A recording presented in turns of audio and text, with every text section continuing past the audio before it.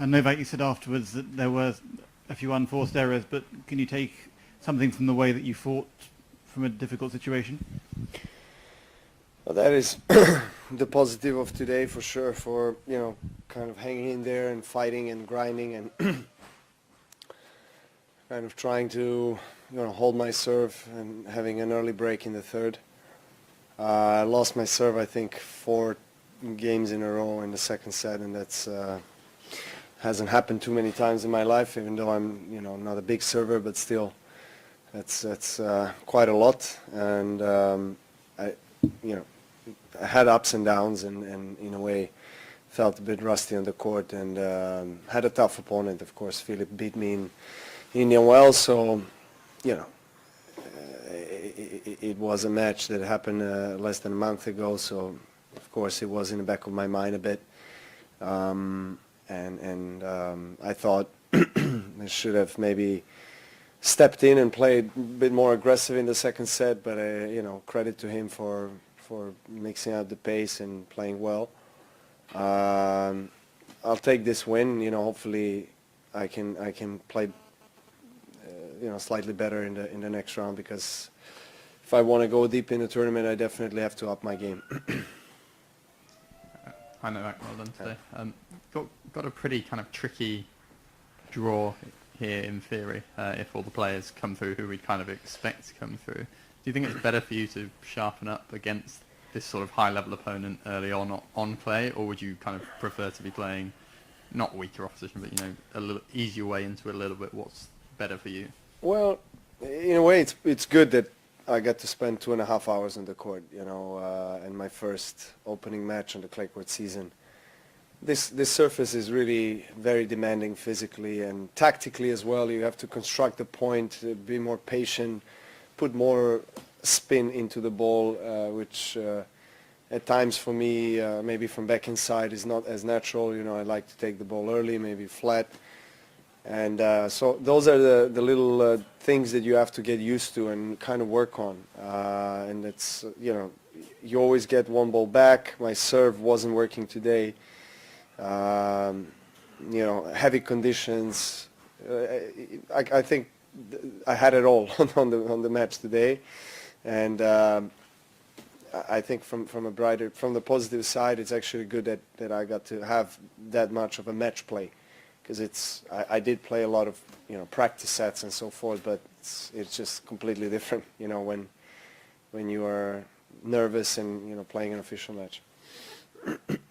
Novak, just to make sure, because at some point the speed of your second serve was really low compared to your standard. There's no pain? It's not an injury situation? No, shot clock is not working well.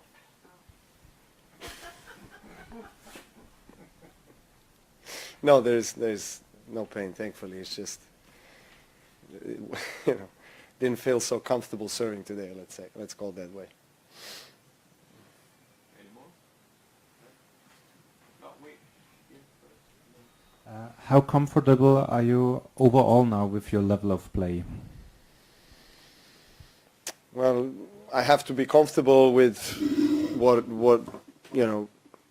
the level that I'm playing on at the moment. I have to accept it as it is and try to improve it. Is this the best that I've played on clay? No, I mean, far from that. But at the same time, it's okay.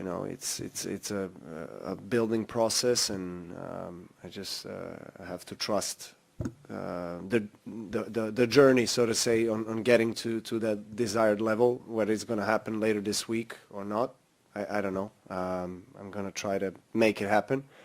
I'll take one day at a time. I have no match tomorrow, things to work on, and hopefully I can be a little bit more dynamic on the court in my next round and play a level up. There was an interview with your compatriot and good friend Janko Tipsarevic this weekend. I don't know if you... The podcast? The podcast, yeah. The tennis podcast. Yeah. Tennis. Yeah, he did send me that a few days ago. I didn't listen to the whole thing, but just a little bit of it, yeah. He obviously spoke quite extensively about you and your kind of relationship together. One of the things he was saying was that he's been telling you, I think it was something like what an effing stupid idea it is to be kind of ATP Council president, and it kind of distracts you a lot because you want to be giving to people a lot. I was just wondering, what were your thoughts on kind of hearing that from him when you said that to him? You know, you've been talking a lot about off the court distractions. Do you think it is taking up too much of your time? Is it something you'd not be that interested in continuing in the future? Well, I love Janko first. I mean, he's definitely has been one of the closest friends from the tennis world I've had throughout my career, my life, and I respected him a lot always because he's very frank, very transparent, honest. He doesn't hold anything back. And that's what I think is really nice to see. It's a virtue of in today's world. And his comment concerning my involvement in the tennis politics from a certain perspective makes sense.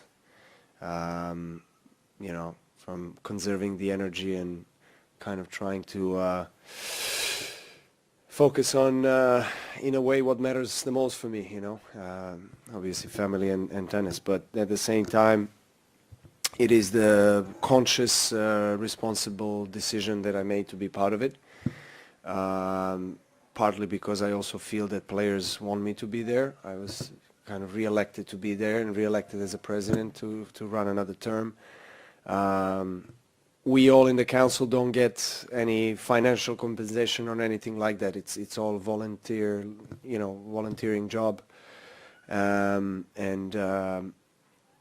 Council has been more active than ever, I mean, in my opinion, in terms of communication. So it does take probably more time, but at the same time, I think we all feel and understand that this is an important time for tennis.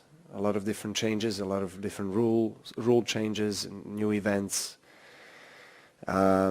Obviously the transition tour situation and everything that is happening is quite serious. It's affecting a lot of players. That's one of the most important things to address at the moment and that we're talking about. So, look, I'm just one of the 10 players. Yes, I'm president of the council, but I'm one of the 10 players, and I'm part of 50% of the whole structure. So. I can't make any calls by myself. There's no doubt about that. Novak, in a month you will be in Paris. How much upset you the disaster of Notre Dame, and if you spoke with other players for some help or similar? Yeah, well, I saw it late last night, so I have not had a discussion about that with. No one other than my team and close people around. I have not spoken to French guys. It's one of the most iconic, cultural, religious, infrastructures in Europe. So it's quite shocking to see that. As I understood, I also saw that simultaneously at the same time in Jerusalem, a mosque was burning as well. I don't know if there is any connection or something, but it's really sad seeing those iconic buildings and structures to fall like that. But I'm sending my prayers and of course my best wishes to Parisians, all French people, and hopefully Notre Dame will rise again. Going back to Janko, he stressed the difference between an NBA world in which 50% of the revenue go back to players, and he suggested that 12% of the slam revenues were being redistributed, and he said, we shouldn't rule out the possibility of playing slams in different places. I just wondered if there were sentiments that you kind of agreed with. Playing what in different well, places? He said, we could, it was quite out there, but he said, we could play the French Open in Rome. Oh, okay, you mean okay. Yeah. Some other place can host the Grand Slam, for example. Right. Okay. I mean, what's your thoughts? Well, look, it's everything in life is possible, and I've learned that in my experience. But Grand Slams have historically been the biggest tournaments that this sport ever had and still has.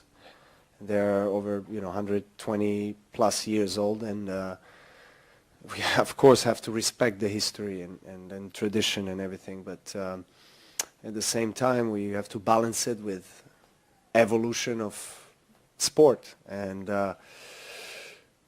ATP obviously is not the governing body of the Grand Slams.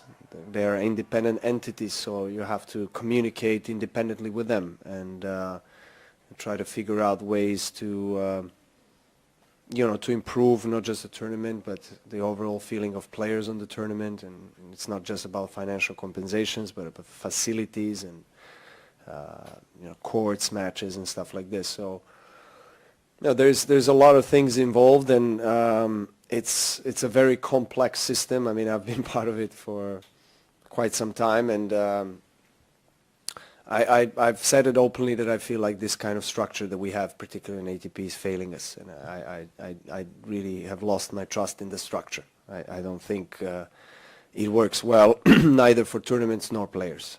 It's just most of the time, and we have to face it, it's reality, we have different interests, tournaments and players. But we are part of the same boat. We're part of the same world, and we respect each other. I respect having tournaments around the world, and they give us an opportunity to play, and we have to embrace and work together with them. But I feel like structurally we need to change something, because it's hard to reach any kind of consensus when you kind of go head to head 9 out of 10 times. You're going to be 3 board representatives from player side will be in favor of players, of course, and then the 3 tournaments will be against it, and then the president is always compromised, I think, and it's a very difficult role to be a president of ATP in this structure. I think it's something that we have to change, because we have to be able to release the pressure and responsibilities of president to make big calls every single time, and he's kind of has to be in a limbo state in a way. He's going to satisfy one side, and the other side is going to be obviously very upset. So yeah, I mean, obviously it's not easy to change right away something like that. Whether it's possible, whether that's future, we don't know. I mean, I leave everything open, but I think we'll try to work with what we have, and I think men's tennis is and then women's tennis is doing pretty well in the last 10 years, considering, and so we're moving in the right direction. Things that we can always improve, and I think that's positive.